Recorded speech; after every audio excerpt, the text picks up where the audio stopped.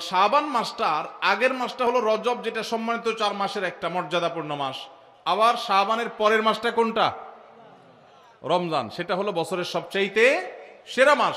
তো নবীজি বলেছেন দুইটা মর্যাদাপূর্ণ মাসের মধ্যবর্তী শাবান মাসে মানুষ আমল ইবাদত না করে অবহেলা বেশিরভাগ মানুষ কাটায়। বেশিরভাগ মানুষ অপেক্ষা থাকে রোজা কবে আসবে, তখন কোরআন তেলাওয়াত শুরু করব। রমজান কবে চাঁদ দেখা যাবে রমজানের, তখন নামাজ ধরবো। রমজান কবে শুরু হবে, তখন থেকে আমি তারাবি পড়া ধরবো, ভালো কাজ করা ধরবো। শাবান মাসে মানুষ রমজানের ক্ষণগণনা, দিন গণনা করতে থাকে, অবসর থাকে, অলসতা করে, অবহেলা করে। নবীজি বলেছেন মানুষ যেহেতু অবহেলা করে, এই জন্য এই সময়টাতে আমি বেশি বেশি নফল রোজা রাখি। কারণ যেই সময়টাতে মানুষ অবহেলা করে ওই সময় ইবাদতের আলাদা গুরুত্ব তৈরি হয়। ভোর রাতের সময় সবাই ঘুমায় থাকে, এই জন্য তখন তাহাজ্জুদ পড়লে সওয়াব বেশি। তাহলে এই যে শাবান মাসে নবীজি বেশি বেশি রোজা রাখতেন কেন? কারণ অবহেলিত মানুষ কেউ এটা করে না, এই জন্য তিনি বিশেষভাবে এই মাসে নফল রোজা রাখতেন। এই জন্য তার অনুসরণে আমরাও রাখবো। দ্বিতীয় কারণ তিনি বলেছেন কেন তিনি এই মাসে বেশি রোজা রাখেন, ওই যে ওসামা ইবনে যায়েদ রাদিয়াল্লাহু আনহুকে দুইটা কারণ বলেছেন। এর মধ্যে একটা হলো শাবান মাসটাতে মানুষ অবহেলিতা করে, আমল ইবাদত একটু কম করে, কারণ রমজান আসবে আসবে বলে অপেক্ষা করে। সেজন্য তিনি এই মাসে বেশি বেশি আমল করেন, কারণ অবহেলার টাইমের আমলের গুরুত্ব একটু বেশি। দ্বিতীয় কারণ হলো তিনি বলেছেন শাবান মাসে বান্দার আমলনামা আল্লাহর কাছে উপস্থাপন করা হয়। ফেরেশতারা রিপোর্ট জমা দেয়। ফাউহিব্বু আন ইউরফা আমালি ওয়া আনা সাইম, নবীজি বলেছেন আমি চাই আমার আমলনামা যখন ফেরেশতাদের কাছে পেশ করা হবে তখন আমি যেন রোজাদার থাকি। কারণ আপনি কোথাও চাকরি করেন, সিরিয়াস ডিউটি করেন, একবারও আপনার বস আসে না, একটু মোবাইলটা মাত্র হাতে নিছেন ফেসবুকটা টিপার জন্য, আর তাকায় দেখেন পিছের দিকে বস এসে দাঁড়াইস, মেজাজটা কেমন লাগবে বলেন? খারাপ লাগবে না? আর আপনি অন্য সময় যাই করেন না করেন খুব সিরিয়াস মুডে কাজ করতেছেন, পিছনে তাকায় দেখেন মালিক এসে দাঁড়াইস, কলেজেটা শান্তি হয়ে যাবে না? যাক মাশাআল্লাহ, এই বেচারা এসে আমরা যখন কাজে দেখবে বলবে বাবা খুব ভালো মানুষ, তো বেতন বাড়বে, তাই না? নবীজি সাল্লাল্লাহু আলাইহি সাল্লাম বলছেন যে আমি শাবান মাসে বেশি বেশি নফল রোজা এই জন্য রাখি, ফেরেশতারা আমার সারা বছরের আমলনামা আল্লাহর কাছে রিপোর্ট জমা দেন, সারা বছর কি করেছি না করেছি তার সব হিসাব জমা দেন।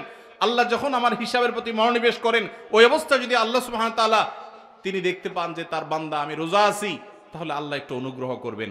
এই জন্য আমি এই মাসে রোজা রাখি। তাহলে নবীজি সাল্লাল্লাহু আলাইহি সাল্লাম শাবান মাসের রোজা দুইটা কারণ পাওয়া গেল। এক তো হলো গাফলতির সময় সেজন্য তিনি রোজা রাখতেন, দ্বিতীয়ত হলো এই মাসে বান্দার আমলনামা পেশ হয় সেজন্য তিনি রোজা রাখতেন। এই দুই কারণ আমাদের বেলায়ও আছে না নাই? তাহলে আমাদের রোজা রাখা উচিত না উচিত না? চেষ্টা করবো তো ইনশাআল্লাহ। ভাইরা আমার, একটা প্রশ্ন আপনাদের মনে হইতে পারে, সেটা হলো আমরা তো শুনছি মানুষের আমলনামা সকালে বিকালে আল্লাহর কাছে জমা হয়, ফেরেশতারা জমা করে, আবার এখন শুনলাম শাবান মাসে জমা হয়, তাহলে দুই রকম হলো যে? এর উত্তর হলো আল্লাহ রাব্বুল আলামিনের কাছে আল্লাহর ফেরেশতারা মানুষের আমলনামাকে 3 ধাপে, 3 স্তরে, 3টা লেয়ারে, 3টা সময়ে আলাদা আলাদা ভাবে উপস্থাপন করে।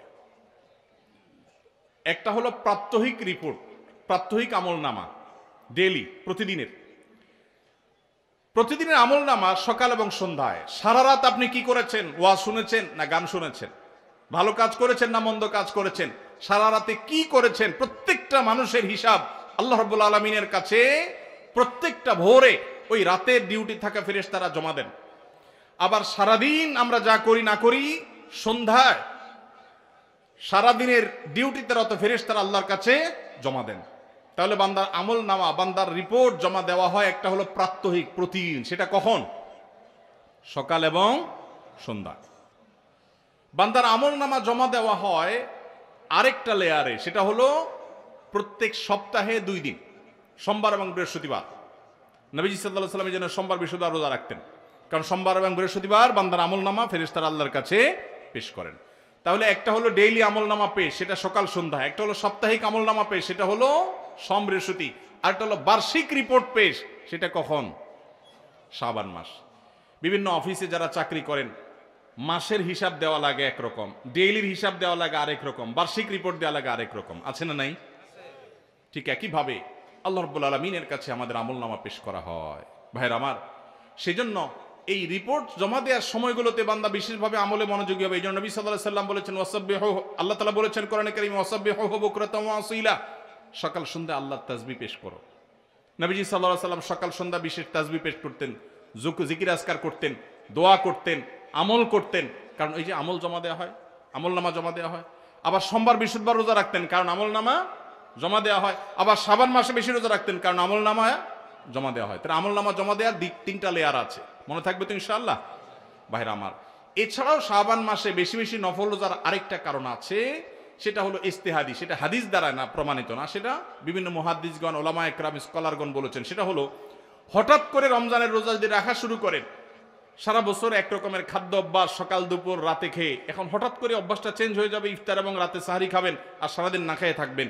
হঠাৎ করে 30 দিনের রোজা রাখতে গিয়ে আপনার কষ্ট হয় কিনা, অভ্যাসটা আগে থেকে যেন হয়, সেজন্য শাবান মাস থেকে কিছু কিছু নফল রোজা রাখতে হয়।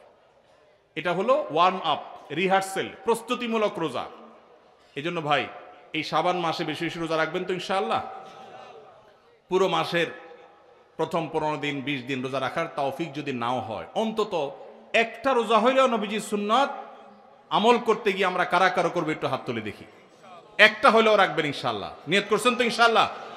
সবে বরাতেরটা না, ওইটা বাদে একটা হইলেও রাখবেন। নিয়ত করছেন তো ইনশাআল্লাহ? আল্লাহ আমাদের সবাইকে আমল করার তৌফিক দান করুন। এই আমলটা যদি আপনারা করেন ভাইরা, হারিয়ে গেছে সমাজে, আলোচনা নাই, সেজন্য আমি আলোচনা করলাম। বিলুপ্ত হওয়া আমলগুলোর একটা শাবান মাসে বেশি বেশি নফল রোজা। চর্চা নাই, আমল নাই, আলাপ নাই, মানুষ ভুলে গেছে। আপনারা যে ঘরে ঘরে রাখেন, মানুষ জানবে, সুন্নাহটা জিন্দা হবে, ঘরে ঘরে আমলটা শুরু হবে। আপনি অন্য মানুষকে বলবেন একই কথা, তাকে উদ্বুদ্ধ করবেন, তাহলে নবী সাল্লাল্লাহু আলাইহি সাল্লামের ওই হাদিসের ফজিলত পাবেন। আপনি মৃত সুন্নতকে জিন্দা করলেন, সেই সওয়াবটা পাবেন। চেষ্টা করা যাবে তো ইনশাআল্লাহ? তো এই মাহফিল থেকে আমি সামারি করছি, কথা তো অনেকই বললাম। দুটি জিনিস অন্তত আমরা সবাই সংকল্প করে নিয়ত করে যাব। মা বোনরা যারা শুনছেন, আপনারা যারা শুনছেন, সবাইকে বলছি, একটা হলো আজানের জবাব দেওয়ার কথা বলেছি, আর একটা হলো শাবান মাসে বেশি বেশি নফল রোজা রাখার প্রকার। 2টা 4টা 6টা ভাইরা আমার, রোজা রাখলে মরে যাবেন না। মনে হয় যে সারাদিন না খায় কেমনে থাকবো। যারা নিয়মিত নফল রোজা রাখেন তারা জান পানির মতো সোজা, কোনো ব্যাপার না, আল্লাহর রহমত। একটু চেষ্টা করলেই হয়, একটু হিম্মত করলেই হয়। চেষ্টা করা যাবে তো ইনশাআল্লাহ? নিয়ত করা যাবে তো ইনশাআল্লাহ? আল্লাহ আমাদের সবাইকে আমলের তৌফিক দান করুন। আস-সুন্নাহ ফাউন্ডেশন, উম্মার স্বার্থে সুন্নাহর সাথে।